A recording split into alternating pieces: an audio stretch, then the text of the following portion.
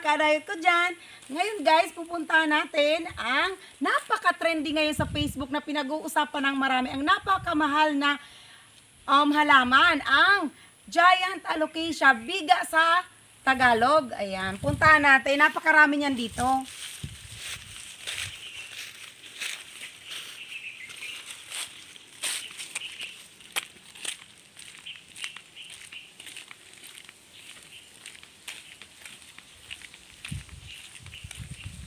Ayun oh, taas. Ayun oh. Meron na doon na, guys oh, meron na agad oh. Ayun oh, putol-putol. Pinutol-putol na nila yung ano. Naglinis siguro sila dito, kaya tingnan mo, pinutol-putulan na nila. Oo.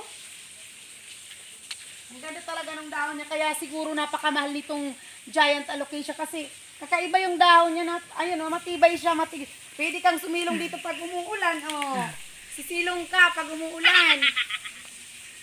Yan oh. Pamandong lang yan dati. Pamandong namin yun.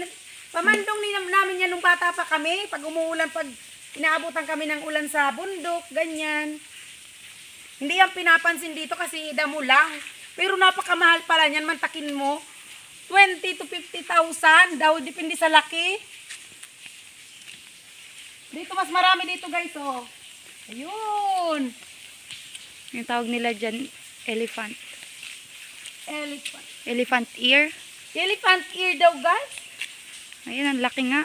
Parang Ang lalaki. teng. Dito, punta natin dito sa baba para makita talaga natin yung puno niya. Kaso Gana. madulas. Dandan ka lang, madulas.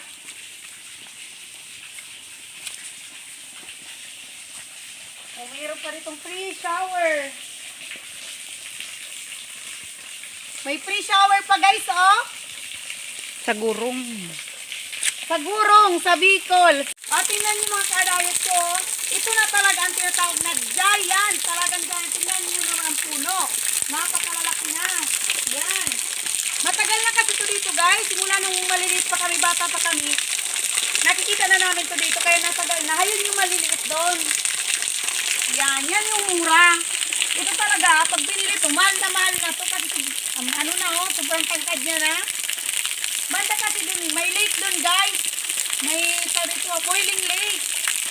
Ayan. Kaya hindi man pwede bumaba dito, hanggang dito lang talaga. Ito, Ayan. maliit pa siya oh. Ito. Maliit pa. Yan talaga yung parang mama niya na siguro. Kung ibenta yan, Kung bebenta yan, naku po, baka hindi nakayanin kasi sobrang mahal na yan. Ang kayang bilhin lang yung mga ganyan, maliliit. kung Ganon. ibebenta mo yan, ang yaman mo na. Kung sana may bibinta ko to, eh hindi ko na, parang sumahod na ako nito sa YT, jackpot na jackpot ang laki, kaso hindi ko to kaya, oh. Ang tigas niyan. Biga ang tawag dito sa amin ito. Ay naku mga kadal, kung pupunta pala ako ng syudad at madadala ko to, may bebenta ko to. Naku po, biglang yaman si Adayos. Naku po, hindi ko na kailangan maghirap ngawa sa LS ko. Magkakapera na sana ako dito, oh. Ang ganda ng lalaki, oh.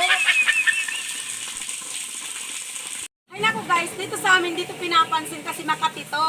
Kasi nung bata pa kami, hindi pa uso ang payong. Pag inaabutan kami ng ulan, ginagawa namin itong pamandong. Pero wag ka lang madikit sa katas nito dahil talagang Makati.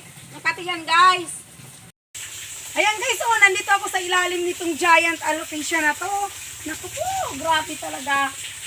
Ito, nakakita pa kami dito. Isa pang napaka-trendy ngayon sa Facebook guys. Napakaganda.